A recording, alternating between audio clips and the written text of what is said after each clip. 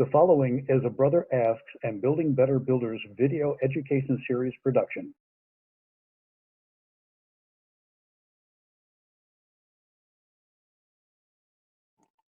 Gene, you're pretty quiet. What's going on? Your mic is open, so I know that you're there.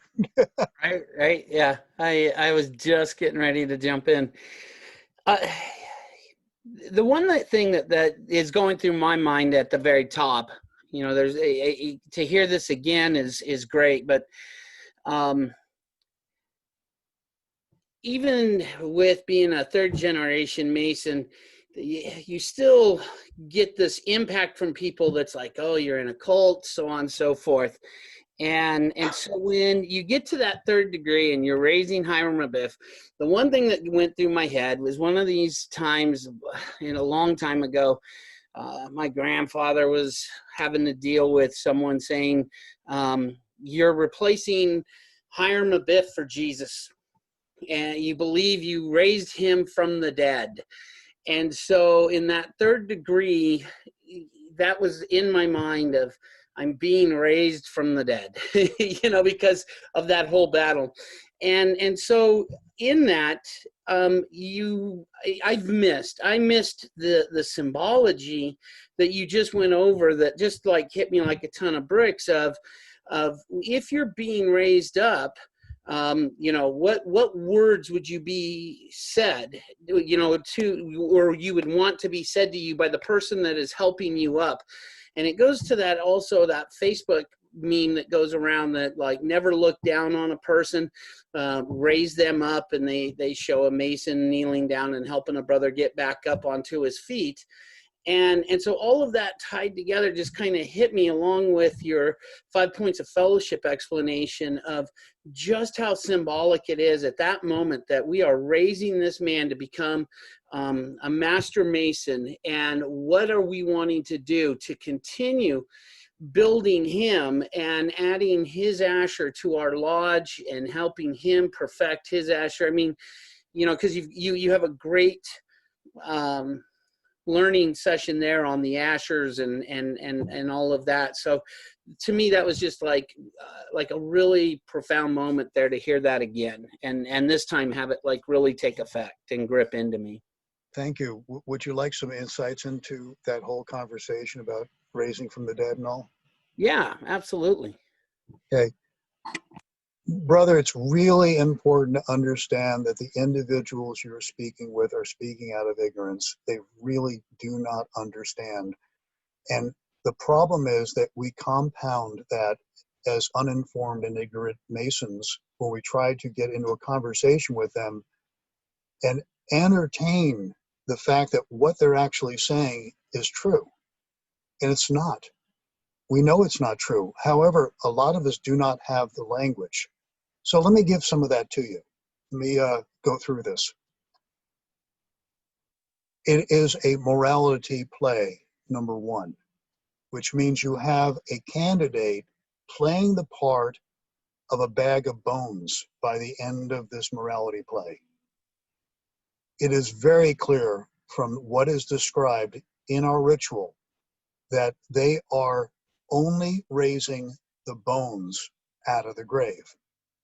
Well, you're not going to strip the skin off a candidate to get a realistic portrayal of that. You have a candidate playing the part of a bag of bones. How do we know this?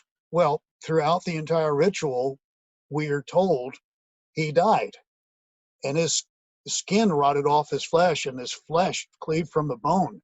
And the only thing that they were capable of bringing up out of the grave were the bones themselves, which, if you listen to the ritual, were eventually interned in a more holy and respectful place, as close to the temple as possible. So here's some concepts that you can play with.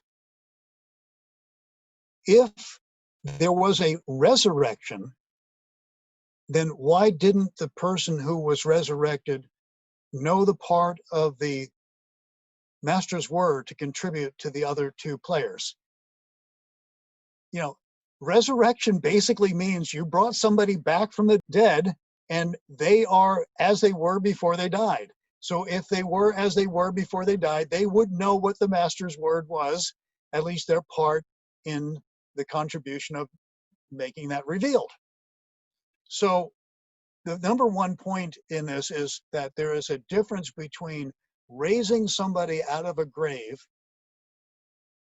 that happen to be bones and resurrecting somebody from the dead. We don't raise somebody from the dead. We raise a bunch of bones out of the grave. That's number one. Number two, we don't resurrect anybody from the dead. If anything, what was brought up out of the grave was reburied in a more respectful place. Number three, if we did indeed resurrect, there would be no need to discover what the master's word, and there'd be absolutely no reason on God's green earth for a substitute. So when you talk with these individuals, and trust me, not only these individuals outside the temple, but a few of them are actually inside the temple believing the same hogswile. Right, yeah. You've got people within the craft that actually believe, well, we're resurrecting him from the dead. No, you're not. Listen carefully to the allegory. Nowhere in the allegory does it indicate a resurrection. Raising bones out of a grave, yes. Reinterring them in a more respectful place, yes. Substitute, not the actual word, because nobody's brought back to life. And the candidate is actually not being raised out of the grave. It is the player, the candidate playing the part of the bones being pulled out of the graves.